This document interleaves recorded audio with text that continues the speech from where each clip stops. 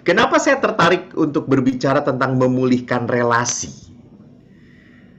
Saya teringat bahwa hukum pertama dan utama dari 10 perintah Allah dan dari Taurat adalah kasihilah Tuhan Allahmu dengan segenap hatimu, dengan segenap akal budimu, dengan segenap kekuatanmu. Dan hukum yang sama dengan itu adalah apa? Kasihilah sesamamu manusia seperti dirimu sendiri. Jadi kalau perintah ini mengasihi, itu berarti apa? Berarti di dalam hukum yang pertama dan utama yang diucapkan oleh Yesus, ini adalah masalah relasi, masalah hubungan. Relasi apa yang harus saya perbaiki? Karena manusia itu tidak pernah bisa hidup tanpa sebuah jaringan, tanpa sebuah koneksi. Kan kita juga tahu toh gitu ya, kalau mau ketemu siapa, harus ada relasinya, ada koneksinya. Saya juga kadang-kadang kalau diminta, Romo memberi ini ya, lalu saya tanya, ini siapa ya orang ini, aku nggak kenal gitu.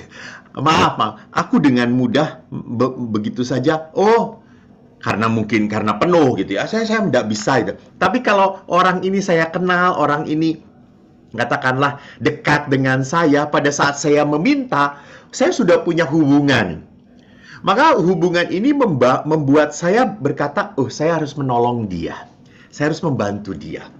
Bukan berarti bahwa saya tidak membantu orang yang tidak saya kenal. Bukan berarti seperti itu gitu. Tapi pertolongan itu akan lebih lancar pada saat saya punya relasi.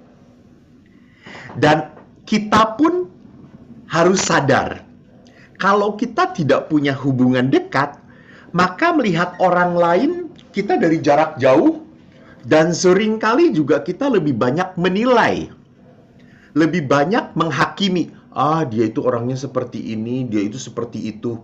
Tapi pada saat saya punya relasi, punya kedekatan, akhirnya saya sadar, oh orang ini pada dasarnya baik loh gitu ya. Dan saya sering kali juga melihat umat-umat tertentu gitu ya, ibu-ibu, bapak-bapak gitu, ibu-ibu gitu. Ada ibu-ibu yang pernah saya lihat gitu, cantik tetapi wajahnya itu tidak memperlihatkan sukacita gitu. Kejam gitu ya, cantiknya itu cantik yang kejam gitu. Kalau di sinetron-sinetron tuh ini adalah tokoh yang antagonis gitu ya. Tokoh yang selalu menjadi nenek lampir gitu. Padahal cantik gitu ya. Lalu dia mau didekatin, boro-boro mau didekatin gitu. Saya beri senyum aja, nggak membalas senyum gitu. Lalu saya tertarik untuk melihat kenapa si ibu ini sampai seperti itu gitu. Oh, rupanya ibu ini baru saya tahu. Walaupun dia cantik, dia tidak berani tersenyum. Setelah ngomong, dan saya baru tahu karena giginya ompong. Jadi gigi palsunya yang depan ini belum ada. Sehingga kalau dia tersenyum akan kelihatan ompongnya gitu. Jadi tidak cantik lagi. Takut orang lain menjadi kecewa setelah melihat, wih cantik, pada saat dia tersenyum, ih jelek banget, ompong gitu ya. Jadi perhatikan di sini justru relasilah yang makin membuat kita mengenal sungguh aslinya orang itu. Jadi memang relasi ini harus dibangun. Maka Bapak Paus pun di dalam khotbah selalu berkata kita harus membangun jembatan, bukan membangun tembok. Lihat gerakan Bapak Paus Fransiskus kala Rusia menyerang Ukraina. Apa yang dilakukan Bapak Paus? Bapak Paus pergi ke kedutaan mereka. Pergi. Karena mau membangun apa? Mau membangun jembatan. Mau membangun relasi. Bukan melihat orang lain itu sebagai ancaman. Bukan melihat orang lain itu sebagai sosok yang akan merepotkan saya. Tidak. Bapak Paus meminta bahwa kita itu melihat orang lain sebagai berkat. Sebagai wajah-wajah Tuhan. Maka kalau kita berbicara tentang memulihkan relasi, relasi apa saja yang harus dipulihkan? Pertama, kita juga punya relasi dengan diri sendiri tentunya gitu ya. Relasi dengan diri sendiri, kita harus merenungkan, apakah saya kecewa dengan diri saya sendiri gitu. Hal-hal apa saja yang membuat saya tidak bangga dengan diri saya. Hal-hal apa saja yang membuat saya merasa minder. Merasa bahwa saya ini tidak berharga. Ini relasi dengan diri sendiri. Jadi bagaimana saya menilai diri sendiri. Ini pun harus diperbaiki. Karena banyak sekali orang-orang yang melihat dirinya tidak secara positif. Banyak sekali orang-orang yang melihat dirinya terlalu banyak kekurangan. Saya nggak bisa itu, saya belum layak, saya nggak mampu. Itu bisa ditunjukkan kalau orang Katolik itu di lingkungan-lingkungan diminta untuk menjadi ketua lingkungan gitu ya. Siapa yang mau jadi ketua lingkungan? Hampir beberapa orang berkata, jangan saya nggak layak gitu. Jangan saya dulu, saya masih banyak kesibukan, saya masih banyak piaraan, saya masih banyak anak yang harus saya urus. Saya masih punya pekerjaan. Berjuta-juta alasan untuk menolak. Karena apa? Karena saya melihat bahwa diri saya bisa terjadi tidak mampu, tidak layak, tidak pantas, atau sebetulnya tidak mau. Relasi yang kedua juga yang harus saya perbaiki adalah relasi saya dengan orang lain tentunya. Dan yang terakhir, relasi saya dengan Allah dan alam semesta ini. Ini yang harus kita pulihkan, kita bereskan. Dan sewaktu saya belajar untuk merenungkan bagaimana kita bisa memulihkan relasi, saya ingat kembali perikop tentang anak yang hilang. Saya lalu berpikir, aduh kok perikop ini lagi ya, jangan-jangan orang bosen ya. Saya cari dan mikir lagi, apa sih yang bisa saya angkat untuk menjadi bahan renungan? Saya tetap jatuh cinta dengan perikop anak bungsu yang hilang. Lukas 15 ayat 11 dan seterusnya ini. Menarik bagi saya. Bagaimana menarik prosesnya. Proses bagaimana anak bungsu ini akhirnya pulih kembali. Ada baiknya kita baca. Walaupun perikop ini sering Anda dengar. Saya tidak akan membaca semuanya. Saya akan membaca ayat 11 sampai 24 saja. Karena ini yang akan menjadi poin dari permenungan kita, bagaimana memulihkan relasi itu. Dikatakan di sini, ada seorang mempunyai 2 anak laki-laki. Kata yang bungsu kepada ayahnya, "Bapa, berikanlah kepadaku bagian harta milik kita yang menjadi hakku." Lalu ayahnya membagi-bagikan harta kekayaan itu di antara mereka. Beberapa hari kemudian anak bungsu itu menjual seluruh bagiannya itu, lalu pergi ke negeri yang jauh. Di sana ia memboroskan harta miliknya dengan hidup berfoya-foya. Setelah dihabiskannya semuanya, timbullah bencana kelaparan di dalam negeri itu dan ia pun mulai melarat. Lalu ia pergi dan bekerja pada seorang majikan di negeri itu. Orang itu menyuruhnya ke ladang untuk menjaga babinya. Lalu ia ingin mengisi perutnya dengan ampas yang menjadi makanan babi itu, namun tidak seorang pun yang memberikan kepadanya. Anak bungsu ini menyadari keadaannya. Katanya, "Betapa banyaknya orang upahan bapakku yang berlimpah-limpah makanannya, tetapi aku di sini mati kelaparan. Aku akan bangkit dan pergi kepada bapakku dan berkata kepadanya, 'Bapa, aku telah berdosa terhadap surga dan terhadap Bapa. Aku tidak layak lagi disebut anak Bapa. Jadikanlah aku sebagai salah seorang upahan Bapa.' Maka bangkitlah ia dan pergi kepada bapaknya. Ketika ia masih jauh, ayahnya telah melihatnya, lalu tergerak hatinya oleh belas kasihan. Ayahnya itu berlari mendapatkan dia, lalu merangkul dan mencium dia. Kata anak itu kepadanya, "Bapa, aku telah berdosa terhadap surga dan terhadap Bapa. Aku tidak layak lagi disebut anak Bapa." Tetapi ayah itu berkata kepada hamba-hambanya, "Lekaslah, bawa kemari jubah yang terbaik. Pakaikan itu padanya. Kenakan cincin pada jarinya dan sepatu pada kakinya. Ambillah anak lembu tambun, sembelih dia, dan mari kita makan dan bersukacita. Sebab anakku ini telah mati dan menjadi hidup kembali. Ia telah hilang dan didapat kembali." Maka mulailah mereka bersukaria. Saudara-saudariku, ini adalah kisah tentang apa? Perumpamaan. Yesus mau menggambarkan sosok Bapa.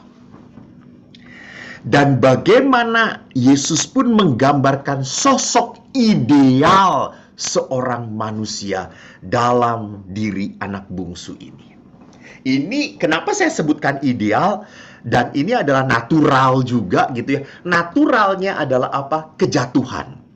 Naturalnya adalah apa? Pemberontakan. Jadi memang sejak zaman dahulu dalam kitab Kejadian, manusia itu digoda oleh setan untuk menjadi apa? Sombong. Kesombongan itu diperlihatkan dengan apa? Dengan pola pikir, dengan berpikir bahwa saya bisa hidup tanpa Tuhan. Saya juga bisa menjadi Tuhan. Saya juga bisa berkuasa. Ini kesombongan. Maka di dalam hidup spiritualitas, kesombongan ini sering disebut sebagai ibu dari segala dosa. Dan kesombongan anak bungsu ini pun diperlihatkan dengan apa? Bahwa kalau saya pergi dari rumah Bapa, maka saya akan lebih bahagia. Ingat loh, godaan setan pun seperti itu. Kamu akan lebih seperti Tuhan Allah. Dan orang anak bungsu ini pun sama. Saya kalau jauh dari Bapakku, pasti saya akan lebih. Ini godaan. Dan kita pun sama.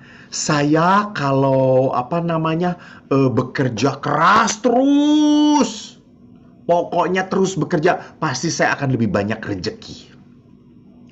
Kalau saya melakukan berusaha terus, pasti saya akan dapat sesuatu. Jadi ingat, orang itu, kita semua punya naturalnya, punya keinginan untuk lebih cantik, lebih baik, lebih bahagia, lebih enak, lebih. Dan sifat untuk meminta menjadi orang yang lebih ini umumnya adalah sangat-sangat biologis, sangat-sangat material gitu. Amat jarang sekali bahwa di antara kita punya keinginan untuk menjadi manusia yang lebih suci gitu ya, yang lebih berkenan pada Tuhan. Jarang gitu ya.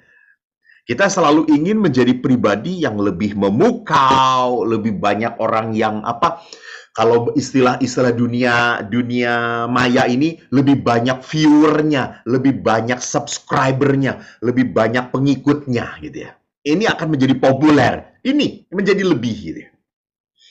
Dan apa yang dihadapi? Jadi pada saat manusia berpikir bahwa kalau saya mendapatkan ini lebih, saya akan lebih bersukacita. Rupanya tidak. Dialami anak bungsu, ia menyadari keadaannya. Ia terpuruk, ia kandas, ia habis-habisan. Semua yang ia bayangkan, toh akhirnya tidak pernah memuaskan dia. Ada seorang anak yang dapat tugas dari sekolah untuk membuat video, entah tentang apapun gitu ya, tutorial, lalu di-share di YouTube. Nanti siapa yang banyak subscriber dan jempol ke atasnya, dia akan dapat nilai besar. Lalu setelah dia upload ke YouTube, dia senang sekali. bahwa ada 20 jempol yang naik. Di hari ketiga dia sedih sekali karena dia lihat ada 1 jempol yang turun. Padahal ada 30 jempol naik. Sudah naik jempol yang naik menjadi 30. Tapi dia sedih karena ada 1 jempol yang turun. Lalu dia mengatakan pada mamanya, "Mama, kenapa ya kok ada orang yang tidak suka ya dengan aku? Kenapa?" Jadi kita ini selalu punya bayangan, selalu punya keinginan bahwa semua orang itu harus suka dengan saya. Bahwa semua orang itu harus sependapat dengan saya. Jadi ini lebih gitu ya, lebih diterima, lebih diakui. Dan pada saat menghadapi kenyataan tidak seperti itu, saya sedih, saya kecewa. Sama. Jadi lihatlah pada saat manusia mau mencari kedamaian, kesukacita berdasarkan apa yang ada dalam hasrat hati dia untuk memenuhi keinginan dia, saya jamin akhirnya akan kandas seperti anak bungsu ini. Kandas pada apa? Pada kurang. Tidak pernah bisa memuaskan dia. Maka situasi ini akhirnya memicu anak bungsu itu dengan berkata apa? Betapa banyak orang upahan Bapakku yang berlimpah makanannya dan aku di sini mati kelaparan. Aku akan pergi ke rumah Bapakku dan berkata, aku telah berdosa terhadap surga dan terhadap Engkau Bapa. Aku tidak layak lagi disebut anak Bapa. Jadikan aku sebagai salah seorang upahan Bapa. Jadi lihat anak bungsu ini setelah sadar apa yang dia lakukan, dia pergi ke rumah bapaknya. Dia punya bayangan pasti bapaknya akan menghukum dia. Pasti bapaknya akan menolak dia. Pasti bapaknya akan memberikan denda pada dia. Ya sudah, karena kamu ingin jadi seorang upahan, ya sudah, kamu sekarang upahan Bapak. Kamu bukan jadi anak. Tapi apa yang terjadi? Rupanya sikap Bapak di luar pemikiran anak bungsu ini. Secara fisik, Bapak ini merangkul, mencium. Ini gerakan sayang. Ini adalah gerakan kasih. Ini adalah gerakan kedekatan. Dan tidak hanya merangkul dan mencium, ia langsung berkata, pakaikan jubah yang terbaik. Kasih cincin, kasih sepatu. Apa maksudnya? Ini tuh anak saya. Dia harus diangkat martabatnya. Ini bapak yang kaya, masa anaknya lancau kayak gini gitu ya. Maka anak ini harus diangkat martabatnya dengan apa? Dengan mantel, jubah, dengan cincin, dan dengan sepatu, sendal. Ini martabat. Dan tidak hanya martabatnya yang diangkat, bapak ini langsung berkata, potong lembu, kita berpesta ria, bersukacita. Ini sikap Bapa yang sungguh di luar dugaan. Maka saudaraku, kalau kita kembali kepada tema kita, memulihkan relasi. Bagaimana masa Prapaskah ini adalah saat bagi kita untuk menata kembali kehidupan kita. Saat Prapaskah ini adalah saat bagi kita untuk merenungkan, apa sih dalam kehidupan saya yang membuat saya tidak damai? Apa sih yang membuat kehidupan saya merasa tidak puas, tidak sukacita? Apakah saya punya orang-orang tertentu yang cenderung saya hindari? Jadi saya kalau ketemu dia nggak mau nggak sakit. Saya nggak akan menyapa dia. Itu menyakitkan. Kalau dia menyapa, saya yakin dia akan menyakiti saya kembali. Saya nggak mau. Jadi bisa terjadi bahwa di dalam relasi ada orang-orang tertentu yang saya hindari. Atau saya pun merasa bahwa ada hal-hal tertentu yang belum saya terima dalam hidup saya. Kelemahan-kelemahan, penyakit-penyakit. Karena saya banyak mendengarkan, saya banyak bertemu dengan orang-orang yang di mana dia mengalami sakit, yang sulit dan berat sekali dan tak, dalam tanda petik, tak mudah tersembuhkan, lalu dia berontak, dan dia marah, dia jengkel. Jadi posisi batin dia ada di dalam apa? Di dalam kepedihan dan kesedihan. Dia tidak bisa keluar dari kepedihan itu. Atau kita pun merenungkan hidup kita. Sejauh mana saya ini hidup di dalam lingkungan keluarga saya, di dalam lingkungan kekeluargaan besar, entah di lingkungan gereja. Apakah saya ini hadir sebagai orang yang membuat tentram atau tidak? Jadi jangan-jangan kalau saya ada di tengah mereka itu selalu timbul perselisihan, timbul kejengkelan gitu. Ada seorang ibu yang berbicara pada saya, Romo, aduh saya itu capek sekali. Kenapa, Bu? Saya itu punya teman. Setiap saat kalau ketemu itu mengeluh. Saya tuh sampai capek ngedengernya gitu ya. Jadi kalau dia mengeluh terus, lama-lama hidup saya pun jadi apa? Jadi penuh dengan keluhan gitu ya. Jadi lihat di sini kalau kita bergaul dengan orang-orang yang memberikan efek negatif pada kita dan kita tidak menjaga diri kita akan terimbas. Kita akan ikut menjadi seperti dia, menjadi seperti itu. Jadi inilah yang harus kita sadari. Masa Prapaskah adalah masa bagi kita untuk membuka. Apakah dalam hidup kita mana yang harus saya perbaiki? Mana yang harus saya bereskan? Jangan pernah Anda ngomong bahwa Romo, hidup saya baik-baik saja. Hidup saya beres-beres saja. Hidup saya oke-oke saja. Maaf, Anda sombong. Anda adalah orang yang tidak mau berubah. Anda orang yang hidup di dalam apa? Di dalam stagnan. Di dalam wilayah yang begitu-begitu saja. Jadi masa Prapaskah adalah masa bagi kita untuk berani membuka. Merefleksikan bagaimana relasi saya dengan pasangan saya. Bagaimana relasi saya dengan anak-anak saya? Bagaimana hubungan saya dengan Tuhan? Bagaimana hubungan saya dengan diri saya sendiri?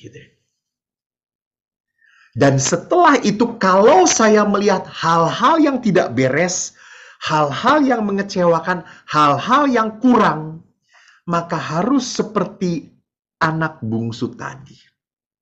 Saya harus beranjak dari tempat penderitaan.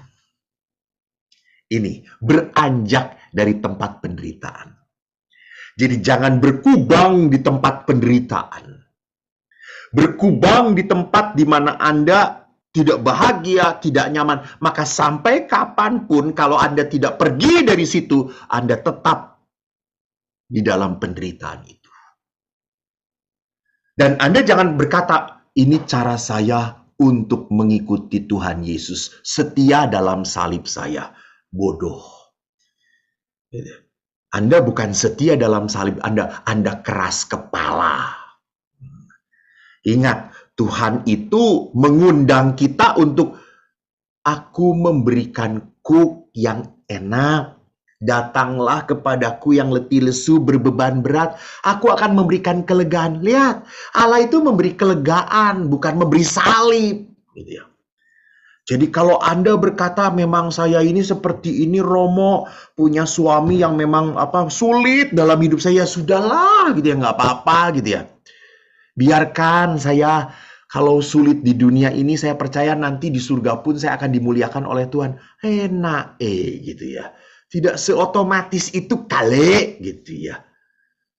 Jadi jangan pernah berpikir bahwa penderitaan ini menyucikan saya. Tidak setiap penderitaan, seringkali penderitaan itu terjadi karena bodohnya kita, karena salahnya kita, karena keras kepalanya kita. Karena seperti tadi anak bungsu, saya tidak mau beranjak dari penderitaan. Saya tidak mau pergi dari penderitaan. Saya tidak mau pergi dari komunitas, dari orang-orang yang membuat saya menderita. Saya artinya pergi bukan berarti meninggalkan orang-orang ini, bukan. Tapi tahu bahwa hidup dengan mereka akan memberikan hal-hal yang negatif untuk saya. Di sini saya harus waspada. Jangan pernah mau diracuni pikiran kita, perasaan kita, iman kita oleh orang-orang yang hanya bisa menebarkan kepahitan. Orang-orang ini harus berani kita tinggalkan. Dalam artian maaf, bukan kita jauhi, bukan. Kita harus sadar bahwa orang-orang ini tidak boleh mempengaruhi saya. Meninggalkan. Dan yang ketiga adalah apa? Tunjukkan pembaharuan relasi itu dengan merubah sikap kita. Jadi, buatlah sebuah kesadaran menjadi sebuah tindakan. Ini yang paling sulit. Karena kita lebih mudah sadar, lebih gampang mengatakan, iya saya salah, kan gampang toh menepuk dada. Waktu misa juga, saya berdosa, saya sungguh berdosa. Udah, karena saya dosa. Jadi saya jelek ini karena dosa. Jadi memang kalau saya sering ngeluh itu karena saya berdosa. Jadi kalau saya sering ngomongin orang lain itu karena saya berdosa. Lain gitu, juragan, gitu ya. Jadi amun berdosa teh lain berarti bahwa kita teh bisa sangeunahna sorangan. Salah, gitu ya. Jadi kalau berdosa teh nya tobat, ubah hirupna gitu. Ulah kitu-kitu baik. Jadi ini. Jadi pertobatan itu apa? Berarti saya harus melakukan sesuatu. Saya. Ingat di sini, anak bungsu pun tidak berpikir supaya bapaknya melakukan sesuatu. Tidak. Dia tidak berpikir gua akan pulang kalau bapakku nerima aku. Tidak. Anak bungsu itu ngomong, aku akan datang dan berkata, jadikan aku hambamu. Aku tidak layak. Lihat, subjek. Jadi kalau saya mau memulihkan relasi, ingat, mau memulihkan relasi selalu berawal dari saya. Apa yang bisa saya lakukan? Apa yang bisa saya lakukan? Kalau saya boleh memberikan kesaksian, saya suatu saat hidup dengan orang yang berat sekali gitu ya. Orang yang susah. Orang yang dalam tanda petik cuek. Yang penting datang, ada, selesaikan tugas, selesai. Nggak gampang. Saya berpikir kalau dia cuek, gue juga bisa cuek. Kalau dia nggak mau mikirin saya, nggak mau menyapa saya juga nggak perlu menyapa dia. Toh orang ini nggak menguntungkan bagi saya. Saya bisa bahagia tanpa dia. Tapi lalu saya berpikir, kalau saya cuek sama dengan dia, kalau saya tidak menyapa sama dengan dia, kalau saya tidak peduli sama dengan dia, berarti saya pun brengsek seperti dia. Terus saya berkata, enggak, Eko nggak brengsek. Enggak. Eko nggak cuek. Nggak, Eko bukan orang tidak peduli. Nggak, Eko orang yang dari dulu dididik untuk menyayangi dan berkorban. Akhirnya apa yang saya lakukan? Setiap saat saya duluan menyapa dia. Setiap saat saya siapkan apa yang dibutuhkan untuk hidup bersama. Setiap saat saya berusaha untuk membuka pembicaraan. Setiap saat saya bercerita tentang pengalaman saya. Dan apa yang terjadi? 2 tahun terjadi perubahan. 2 tahun, saudara-saudara. Bukan waktu yang pendek. 2 tahun dia mulai bercerita juga. Setelah 2 tahun, dia pun mulai terlibat. Setelah 2 tahun, dia pun mulai berani mengawali, menyapa saya.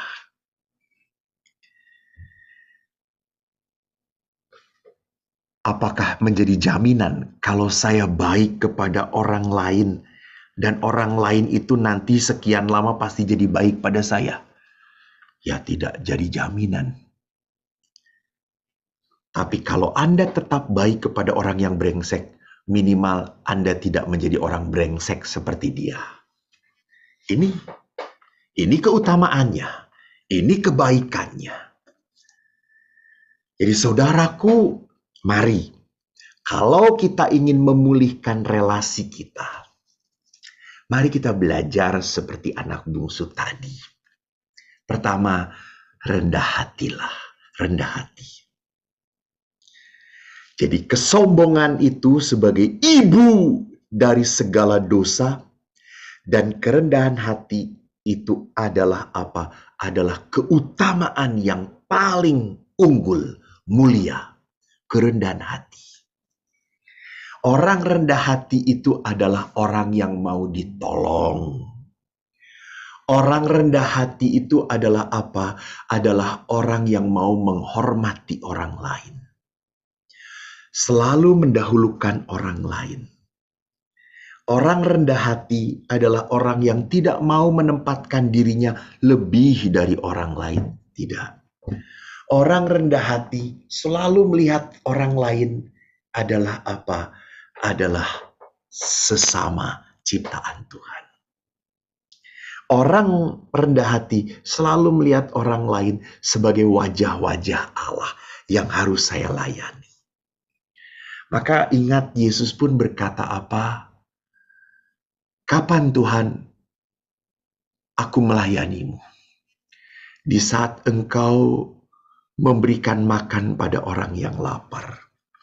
Di saat engkau mengunjungi orang yang sakit dan ada di dalam penjara.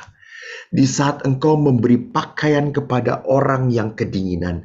Di saat engkau melakukan sesuatu untuk salah satu saudaramu yang paling hina ini, kau lakukan itu untuk aku. Jadi ini kerendahan hati. Kerendahan hati mendorong orang untuk melakukan perbuatan baik. Sebagai apa? Sebagai tindakan iman. Saya lakukan ini untuk Tuhan. Kerendahan hati. Dan yang kedua adalah apa? Kita harus berani beranjak dari penderitaan. Pergi dari penderitaan. Jangan memelihara rasa sakit. Jangan memelihara rasa dendam. Jangan memelihara ketidakpuasan dalam hati Anda.